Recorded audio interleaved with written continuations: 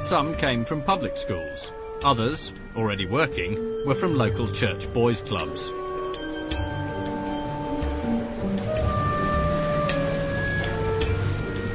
But for all of them, it was a unique opportunity. For Edwardian boys, the idea of camping on a small island conjured up images of exoticism and intrigue. They were following in the footsteps of Robinson Crusoe and Treasure Island. And Baden-Powell wanted to reinforce this idea of being cut off from civilization and forced to depend on their own resources. So he didn't have them camp here, within sight of Poole, but he had them camp a mile away, on the wildest, furthest side of the island.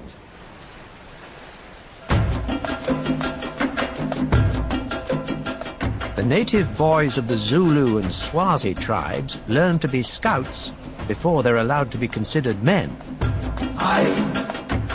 When a boy is about 15 or 16, he is taken by the men of his village, stripped of all his clothes, and painted white from head to foot. He is given a shield and small spear, and he is turned out of the village and told that he will be killed if anyone catches him while he is still painted white. Many Edwardians had only a superior curiosity about other races, but some, like Baden-Powell, had a genuine admiration for those they ruled. Within British imperial law, there was a social Darwinist ranking of the nations, in which, of course, British were at the top, but there were recognised to be certain noble tribes, noble peoples, who distinguished themselves by their muscle on the battlefield. Despite his admiration for some African traditions, Baden-Powell thought better of sending British boys naked into the Dorset woods. Instead, he'd arranged for basic amenities to be provided on a small campsite. The trip was covered by a lot of the local newspapers, and clearly their editors were thrilled to have a national hero operating on their patch. This is the Bournemouth Guardian, and it explains how the camp was set up, and then says, "The boys are to learn how the experienced scout can find life wherever he may find himself, to taste the delights of wild adventure, and to track Red Indians." This being Dorset, there weren't actually any Red Indians, but there were pheasants. The idea was the boys had to track the pheasants, get close enough to them, not to kill them, but to photograph them, and then report back to camp. And this was a classic Baden-Powell technique, to relocate the thrills of the Wild West in the southwest.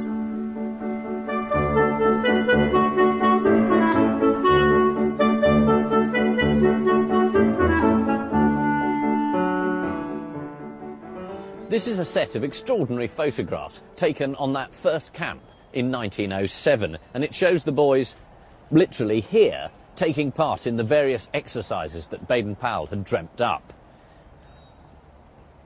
Now that looks like a game boys would enjoy. Jump headfirst out of a tree and see if anyone catches you.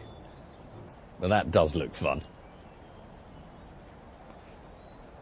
Now this is a manly game. This one's called The Struggle. It does look quite peculiar, but it's basically people pushing their chests against each other. And it's meant to get the heart pounding, according to Baden-Powell. First aid. This one is called Dragging an Insensible Man. But in this case, it's a boy sitting up and laughing, which slightly ruins it. They're clearly enjoying being outdoors, playing games, dangerous games, and learning practical skills. When they were camping, Baden-Powell needed to collect the boys together. So what did he use? A whistle? No. He used this, which is a kudu horn, made from antelope, which he'd picked up when he was a soldier in the Matabele campaign in 1896. The Ndebele people use it for generating fearsome war cries, but it's very good for collecting together small boys.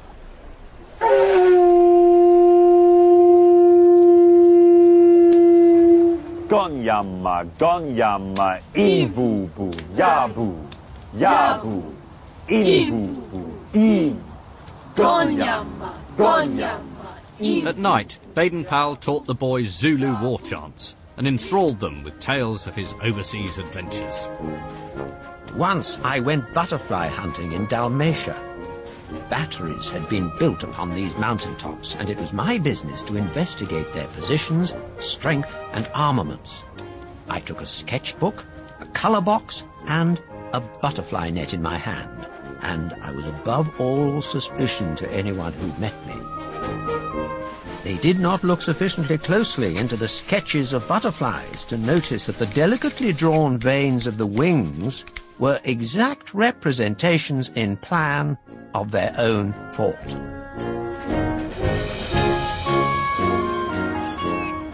In Scouting for Boys, Baden-Powell includes a letter that one of the boys had written to him after the camp. The most important thing that a great many boys need to learn is to look at the bright side of things and to take everything by the smooth handle. I myself found that a great lesson, and I shall never find words enough to thank you for teaching me it. And that ethic of keep smiling through became a cornerstone of Scouting. Invigorated by the success of Brownsea, Baden-Powell returned to civilization and to completing Scouting for Boys. His original manuscript is now kept here at the Scout Association's headquarters at Gilwell Park in Essex. So this is it, the book that launched the entire movement. What, the manuscript for the book that launched it? Gosh, there it is, handwritten. I must say, I thought it would be more organised than this. I thought Baden-Powell would have taken his own motto and been more prepared.